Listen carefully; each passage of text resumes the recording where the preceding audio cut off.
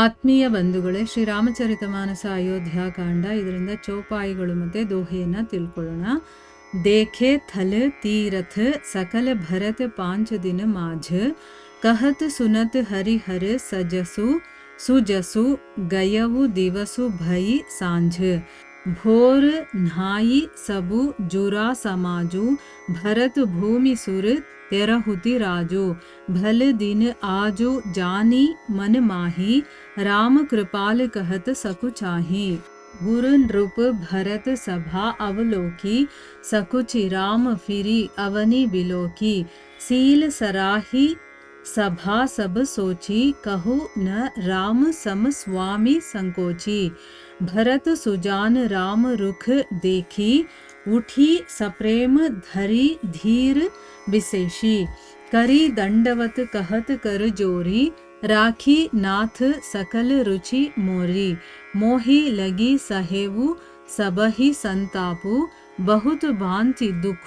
पावा आपु अब गोसाई मोही देवु रजाई सेवो ಅವಧ ಅವಧಿ ಭರಿ ಜಾಯಿ. ಇವು ಚೌಪಾಯಿಗಳು ಮತ್ತು ದೋಹೆ. ಈಗ ಇದರ ಅರ್ಥವನ್ನು ತಿಳ್ಕೊಳ್ಳೋದಕ್ಕೆ ನಾವು ಪ್ರಯತ್ನ ಮಾಡೋಣ. ಇಲ್ಲಿ ತುಳಸಿದಾಸರು ಹೇಳ್ತಾರೆ, ಭರತ ಅತ್ರಿ ಮುನಿಗಳ ಜೊತೆ ಕಾಡಲ್ಲಿ ತಿರುಗಾಡ್ತಾ ಇದ್ದಾನೆ. ರಾಮ ಎಲ್ಲೆಲ್ಲಿ ಹೋಗಿದ್ನೋ, ಏನೇ ನೋಡಿದ್ನೋ, ಎಲ್ಲಿ ವಿಶ್ರಾಂತಿಯನ್ನು ಪಡ್ಕೊಂಡಿದ್ನೋ ಆ ಸ್ಥಳಗಳ ದರ್ಶನವನ್ನೆಲ್ಲ ಮಾಡ್ತಾ ಇದ್ದ. ಈ ಕಾಡು ಇಷ್ಟೊಂದು ದಿವ್ಯವಾಗಿದೆ, ವಿಚಿತ್ರವಾಗಿದೆ ಮತ್ತು ಪವಿತ್ರವಾಗಿ ಕಾಣಿಸ್ತಾ ಇದೆ ಅಂತಂದ್ಬಿಟ್ಟು ಇದಕ್ಕೆ ಕಾರಣ ಏನು ಅಂತಂದ್ಬಿಟ್ಟು ಅತ್ರಿ ಮುನಿಗಳಿಗೆ ಕೇಳ್ತಾನೆ. ಅದಕ್ಕವರು ಇದಕ್ಕೆ ಕಾರಣ ಏನು ಅನ್ನೋದನ್ನ ತಿಳಿಸ್ತಾರೆ. ರಾಮನ ಮಹಿಮೆ, ರಾಮ ಅನ್ನುವಂತಹ ಶಬ್ದ ಇಲ್ಲೆಲ್ಲ ಇದೆ, ಅದಕ್ಕೋಸ್ಕರನೇ ಅದು ಅಷ್ಟು ಚೆನ್ನಾಗಿದೆ ಅಂತ ಹೇಳಿ ಇದೇ ರೀತಿ ಅವನು ಕಾಡನ್ನೆಲ್ಲ ಓಡಾಡ್ತಾ ಇದ್ದ. ಪ್ರತಿ ದಿನ 3ನೇ ಜಾವ ಬರುತ್ತಲ್ಲ, ಅವಾಗ ವಾಪಸ್ಸು ಬರ್ತಾ ಇದ್ದ, ರಾಮನ ಚರಣಗಳ ದರ್ಶನವನ್ನ ಮಾಡ್ತಾ ಇದ್ದ. ಈ ರೀತಿನೇ 5 ದಿನಗಳಲ್ಲಿ ಅವನು ಎಲ್ಲ ತೀರ್ಥ ಸ್ಥಾನಗಳನ್ನು ಕೂಡ ದರ್ಶನ ಮಾಡ್ತಾನೆ. ಹರಿಹರರ ದಿವ್ಯ ಯಶೋಗಾದೆಯನ್ನು ಶ್ರವಣ ಮಾಡ್ತಾ ಕೀರ್ತನೆ ಮಾಡ್ತಾ 5ನೇ ದಿನ ಕೂಡ ಕಳೆಯುತ್ತೆ. ಸಾಯಂಕಾಲ ಆಯಿತು. ಮಾರನೇ ದಿನ ಅಂತಂದರೆ 6ನೇ ದಿನ ಬೆಳಗ್ಗೆ ಸ್ನಾನ, ಇದೆಲ್ಲ ಕೆಲಸಗಳು, ಬೆಳಗಿನ ಏನು ಕೆಲಸಗಳಿದೆಯೋ ಅದನ್ನೆಲ್ಲ ಮುಗಿಸ್ಕೊಂಡು ಭರತ, ಜನಕ ಮಹಾರಾಜ, ಬ್ರಾಹ್ಮಣರು, ಹೀಗೆ ಎಲ್ಲ ಸಮಾಜದ ಜನರು ಕೂಡ ಒಂದು ಕಡೆ ಸೇರಿದ್ರು.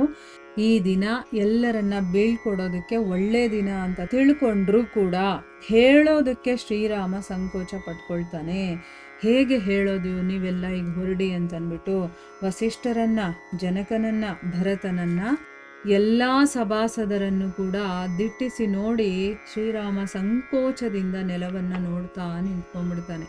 ಈಗ ನಾವು ಅಷ್ಟೇನೆ ಅಲ್ವಾ, ಏನಾದರೂ ಒಂದು ಹೇಳಬೇಕಾದಂಥ ಸಂದರ್ಭದಲ್ಲಿ ಹೇಳೋದಕ್ಕಾಗಲಿಲ್ಲ ಅಂತಂದಾಗ ಸಂಕೋಚದಿಂದ ನಾವು ನೆಲ ನೋಡ್ಕೊಂಡು ನಿಂತ್ಕೊಂಡ್ಬಿಡ್ತೀವಿ. ಹೇಗೆ ಹೇಳೋದು ಈ ಸಮಾಚಾರವನ್ನು ಅಂತಂದ್ಬಿಟ್ಟು. ಈಗ ರಾಮ ಮರ್ಯಾದಾ ಪುರುಷ, ಸಂಕೋಚ ಇರೋವನು. ಅದಕ್ಕೆ ಅವನು ಈಗ ನನ್ನ ಜನಗಳನ್ನು ಈಗ ವಾಪಸ್ ಹೋಗಿ ಅಂತ ಹೇಗೆ ಹೇಳೋದು ಅನ್ನೋದು ಗೊತ್ತಾಗದೆ ಅವನು ತಲೆ ಬಗ್ಗಿಸ್ಕೊಂಡು ನೆಲ ನೋಡ್ಕೊಂಡು ನಿಂತಿದ್ದಾನೆ. ಅಂತಹ ಔದಾರ್ಯವನ್ನು ನೋಡಿ ಶ್ರೀರಾಮನಂತಹ ಉದಾರ ಸ್ವಭಾವದವರು ಯಾರೂ ಇಲ್ಲ ಅಂತ ತಿಳ್ಕೊಂಡು ಎಲ್ಲರೂ ಕೂಡ ಕೊಂಡಾಡ್ತಾರೆ. ಎಂಥ ಒಂದು ಗುಣಪ್ಪ ಎಂದು ಅಂತಂದ್ಬಿಟ್ಟು ಜ್ಞಾನಿಯಾದಂತಹ ಭರತ, ಅಂದರೆ ಅವನಿಗೆ ಗೊತ್ತಾಯಿತು ನಮ್ಮ ಅಣ್ಣನಿಗೆ ಏನಾಗ್ತಾ ಇದೆ ಅಂತಂದ್ಬಿಟ್ಟು ಶ್ರೀರಾಮನ ಮನೋಧರ್ಮವನ್ನು ತಿಳ್ಕೊಂಡು ಅವನು ಧೈರ್ಯವನ್ನು ತಂದ್ಕೊಂಡು, ಅಂದರೆ ಈಗ ಅಣ್ಣನ ಮುಂದೆ, ಗುರುಗಳ ಮುಂದೆ ಮಾತಾಡೋದಕ್ಕೂ ಕೂಡ ಹೆದರ್ಕೊಳ್ತಾ ಇದ್ರು ಆಗಿನ ಜನ. ಅಂದರೆ ನಾವು ಹೇಳಿದ್ರೆ ಎಲ್ಲಿ ತಪ್ಪಾಗುತ್ತೋ ಅನ್ನೋದು ಇರ್ತಾಯಿತ್ತು, ಮತ್ತು ಹಿರಿಯರಿದ್ದಾಗ ನಾವು ಮಾತಾಡಬಾರ್ದು ಅಂತ. ಆದರೆ ಅಣ್ಣನ ಸ್ವಭಾವ ಗೊತ್ತಿತ್ತಲ್ವ ಅವನಿಗೆ. ಸೊ ಈಗ ನಾನು ಮಾತಾಡಲೇಬೇಕು ಅಂತ ಧೈರ್ಯ ಮಾಡಿಕೊಂಡು ತನ್ನ ಅಣ್ಣನ ಮನೋಧರ್ಮವನ್ನು ತಿಳ್ಕೊಳ್ತಾನೆ. ಅದಕ್ಕೋಸ್ಕರ ಈಗ ಮಾತಾಡ್ತಾನೆ. ಸಾಷ್ಟಾಂಗ ನಮಸ್ಕಾರವನ್ನು ಮಾಡಿಕೊಂಡು ಕೈ ಜೋಡಿಸ್ಕೊಂಡು ಅವನು ಪ್ರಾರ್ಥನೆ ಮಾಡ್ಕೊಳ್ತಾನೆ. ನಾಥ, ನೀನು ನನ್ನ ಎಲ್ಲ ಬಯಕೆಗಳನ್ನು ಕೂಡ ಈಡೇರಿಸಿದ್ದೀರಾ. ನನ್ನಿಂದಾಗಿ ನೀವೆಲ್ಲರೂ ಕೂಡ ನೋವನ್ನು ಕೂಡ ಅನುಭವಿಸಿದ್ದೀರಾ. ನೀನು ಕೂಡ ತುಂಬ ಇಬ್ಬಂದಿಯಲ್ಲಿ ಸಿಕ್ಕಾಕೊಂಡಿದ್ದೀಯ, ಅಂದರೆ ನಿನಗೂ ಕೂಡ ತುಂಬ ಕಷ್ಟ ಆಯಿತು ನನ್ನಿಂದ. ಅಂಥ ಒಂದು ಸಂದರ್ಭಕ್ಕೆ ನೀನು ಸಿಕ್ಕಾಕೊಳ್ಳಬೇಕಾಯಿತು. ಸ್ವಾಮಿ, ಈಗ ಅಯೋಧ್ಯೆಗೆ ವಾಪಸ್ ಹೋಗಿ ನೀನು ಬರೋವರೆಗೂ ಕೂಡ ನಿನ್ನ ಸೇವೆ ಮಾಡೋದಕ್ಕೆ ನನಗೆ ಆಜ್ಞೆಯನ್ನು ಕೊಡು ಅಂತಂದ್ಬಿಟ್ಟು ಕೇಳ್ತಾನೆ. ಈಗ ನಮ್ಮ ಅಣ್ಣಂಗೆ ನೀನು ಹೋಗು ಅಂತ ಹೇಳೋಕ್ಕಾಗ್ತಾ ಇಲ್ಲ ಅಂತ ಗೊತ್ತಾಗಿ, ಆಯಿತು ನಾನು ಹೋಗೋದಕ್ಕೆ ಈಗ ರೆಡಿಯಾಗಿದ್ದೀನಿ, ಆದರೆ ನೀನು ಬರೋವರೆಗೂ ನಾನು ಏನು ಮಾಡಬೇಕು ಅನ್ನೋ ಒಂದು ಆಜ್ಞೆಯನ್ನು ಕೊಡು, ನನಗೊಂದು ಕೆಲಸ ಕೊಡು, ಅದರಿಂದ ನಾನು ನಿನ್ನ ಸೇವೆ ಅಂತ ತಿಳ್ಕೊಂಡು ನಾನು ಆ ಕೆಲಸವನ್ನೇ ಸೇವೆ ಥರ ಮಾಡ್ಕೊಂಡಿರ್ತೀನಿ ಅಂತಂದ್ಬಿಟ್ಟು ಇಲ್ಲಿ ಕೇಳ್ತಾ ಇದ್ದಾನೆ.